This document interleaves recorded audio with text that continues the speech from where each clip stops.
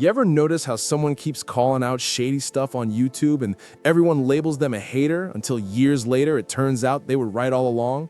Well, that's exactly what just happened. Jacksepticeye just took a massive victory lap, and the proof he dropped is so brutal that even Mr. Beast had to delete his tweet. But this isn't just another petty YouTuber feud. This is a full-on reality check. Completely unrelated question. Do you like Mr. Beast? No. Jack didn't just speak up, he humbled the biggest creator on the planet. He even called out one of his closest friends when that friend crossed the line. No hesitation, no fear. Jack went head-to-head with creators who were out here doxing people, leaking addresses, and spreading chaos online. And somehow, every single person he's ever called out ended up either apologizing, getting exposed, or proving Jack right in the most humiliating way possible. It's wild. Because when people picture YouTube's success, they instantly think of Mr. Beast, the man with nearly 500 million subscribers, billion-dollar partnerships, and videos so expensive they rival Hollywood productions.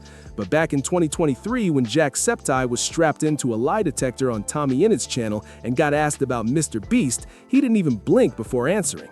Do you think Mr. Beast ruined YouTube? Yes.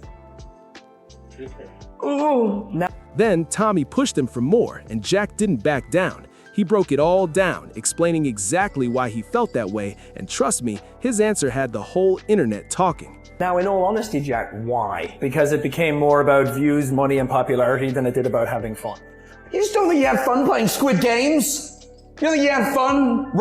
Everyone in the room tried jumping in to defend Mr. Beast, bringing up his Squid Game video and all the charity work, but Jack had a comeback for everything. He wasn't backing down for a second.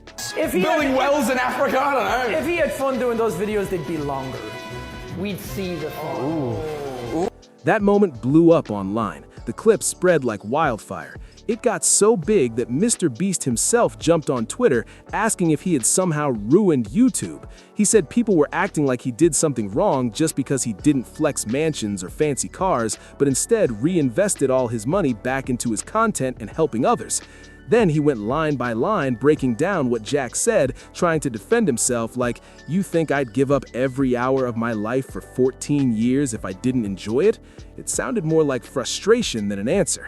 And then, boom, Jimmy deleted the tweet. He later said they'd squashed the beef and that things were cool between them, but that peace didn't last long, because just a few months later, in September 2024, Mr. Beast teamed up with Logan Paul and KSI to launch Lunchly, a so-called kids' meal kit that turned out to be a sad knockoff of Lunchables.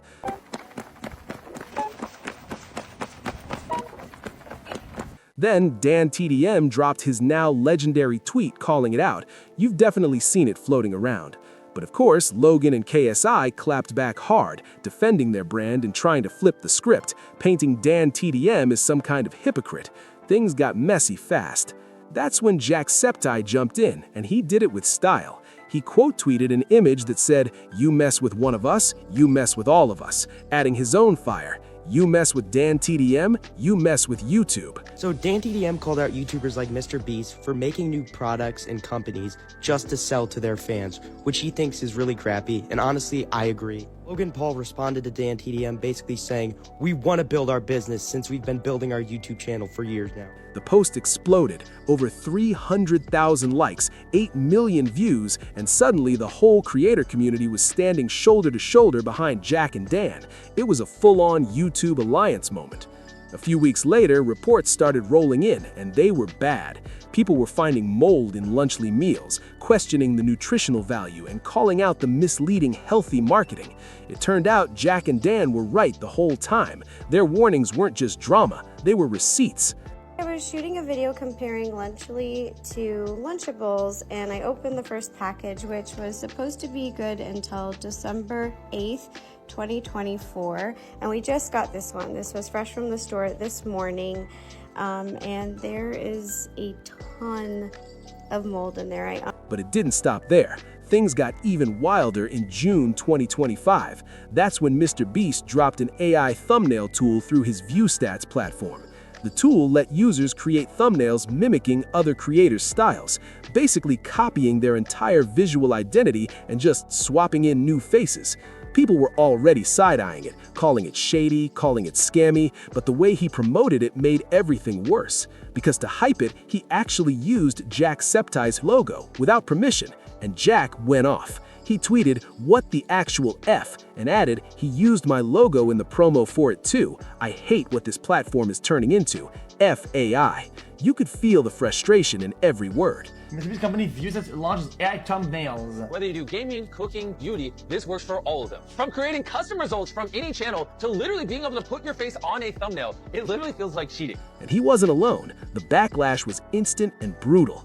Fans, creators, and even tech critics slammed the move, calling the tool unethical, exploitative, and straight-up digital theft. The outrage got so intense that just 5 days after launch, Mr. Beast was forced to pull the plug and shut the entire project down. I launched an AI thumbnail tool to help small creators make better thumbnails, and I definitely missed the mark. If you open up Twitter, you know what I'm talking about. There will not be the AI thumbnail tool. It just doesn't exist. We pulled it down. And on top of that, I wanted to go one step further to really show artists out there that I care. Under our More Tools section, it will say hire thumbnail artists. And if you click that, it'll take you to a page of artist portfolios where you can commission a real thumbnail artist to make you a real thumbnail.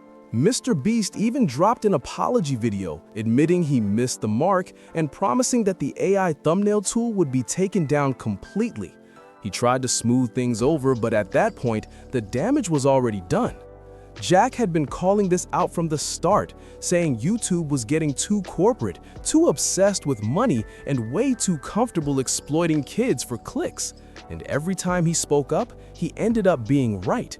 The AI tool was scrapped, Lunchly got exposed, and Mr. Beast's once untouchable image started cracking, fast. His reputation fell off quicker than Prime Energy went from sold out everywhere to sitting on clearance shelves. But Mr. Beast wasn't the first mega YouTuber Jack ever checked. Way back in 2018, when Logan Paul uploaded that infamous Japan forest video, Jack didn't stay quiet. He called it out, straight up. He said it was wrong, no excuses, no soft talk. I really hate to say this. I think there's someone hanging right there. You're a ghost in this forest. Please leave us alone. Thanks. And here's what set Jack apart. Instead of just joining the hate wave, he turned that dark moment into something positive. He announced a charity live stream for the American Foundation for Suicide Prevention, saying it was time to make a real difference instead of just throwing insults online. Then Jack went live for over 8 straight hours and raised more than $200,000 for charity. That's heart right there. This streamer received a donation of $3.7 million. Jacksepticeye was doing his annual charity livestream when he received a gigantic donation. Logan eventually apologized and claimed he'd learned his lesson, but years later he's right back in the headlines for crypto zoo scams, Prime lawsuits, and for promoting Lunchly to kids. It's like history just keeps repeating itself. Once again, Jack was proven right for calling things out. But here's where it all takes a serious twist, because Jack didn't just speak up when it was easy, or when he didn't like someone. He even called out his own best friend when that friend crossed the line. Back in 2017, PewDiePie was the absolute king of YouTube. No one even came close. He had actually helped launch Jack's career years earlier, giving him a massive shout out in 2013 when Jack only had about 2,000 subscribers. The two were tight, real friends, always collaborating and hyping each other up. But then things took a dark turn. Felix posted a video where he paid people on Fiverr to hold up a sign saying "Death to all Jews." He tried to frame it as satire, a joke meant to show how far people online would go for $5, but the internet didn't see it that way. The Wall Street Journal ran the story, Disney dropped him, and YouTube canceled Scare PewDiePie Season 2 overnight. And even with all that, Jack didn't just stay quiet to protect his friend. He uploaded a video of his own saying what needed to be said. I think what Felix did was very stupid. I think it was a very moronic thing to do. I've known him for a while now. We're pretty good friends. He made it clear he knew Felix personally and that he wasn't some hateful person. But that didn't excuse the content or the message it sent. Jack showed real backbone, proving that standing up for what's right sometimes means standing up to someone you care about. He saw that Felix had crossed the line, and he refused to just look away, no matter how close they were. Even after everything that happened, PewDiePie and Jack stayed friends because Felix knew that a real friend isn't scared to call you out when you mess up. That's loyalty built on honesty, not ego. But Jack's fight for what's right didn't stop there, because in October 2023, YouTube got hit with one of the wildest controversies it had ever seen. This time, it was between Sniperwolf, who had over 35 million subscribers, and Jack's Films, one of the platform's longtime creators. For months, Jack's Films had been calling out Sniperwolf's reaction content, showing how her videos were mostly just her watching other creators' work with barely any commentary and without giving credit. He even launched a parody channel roasting her predictable editing style, and the whole thing had YouTube buzzing. But instead of clapping back with words or owning up to the criticism, Sniperwolf took things to a dangerous level. She posted Jack's Films' home address on her Instagram story for millions of followers to see. That's not just petty, that's straight up reckless. Jack's Films instantly fired back, calling her a creepy stalker and demanding YouTube step in. And after a huge wave of backlash, YouTube finally responded, announcing that Sniperwolf's monetization was being temporarily suspended. But then they messed up big time by adding that the behavior on both sides isn't what we want on YouTube. That line set Jacksepticeye off. He tweeted, "Wait, both sides? Criticism and parody are not the same as doxing," and the internet exploded. The community rallied hard behind Jack's statement, calling out YouTube's double standard. Even Twitter's community notes jumped in, pointing out the false equivalence in YouTube's statement. Eventually, after all the backlash, Sniperwolf had no choice but to apologize publicly to Jack's Films, proving once again that Jack's callouts always hit the truth where it hurts most.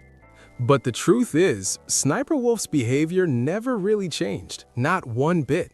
And that just proved once again that Jacksepticeye was right to call her out, and to call out YouTube's weak response too. It's the same story every time. Jack speaks up, people roll their eyes, and then boom, he ends up being right all along.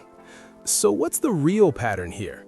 Jack wasn't just out here trying to stir drama or be a hater. He was exposing the kind of behavior that's been tearing down YouTube's core and damaging the community. Every single time he stepped up, it was about defending what made YouTube special in the first place, and history keeps proving him right. Jack came up during YouTube's golden age, the era of pixelated webcams, chaotic OBS setups, and creators grinding out videos just for the fun of it. No massive budgets, no flashy editing, no billion-dollar brands, just raw passion, dumb jokes, and creators who genuinely loved sharing their world.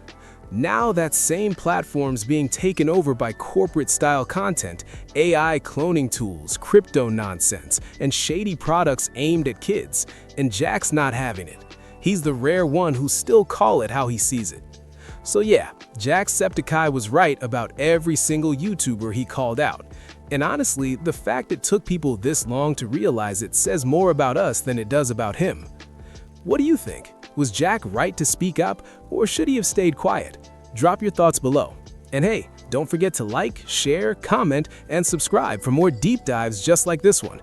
Your support keeps this channel alive and helps us bring you the truth behind YouTube's wildest stories.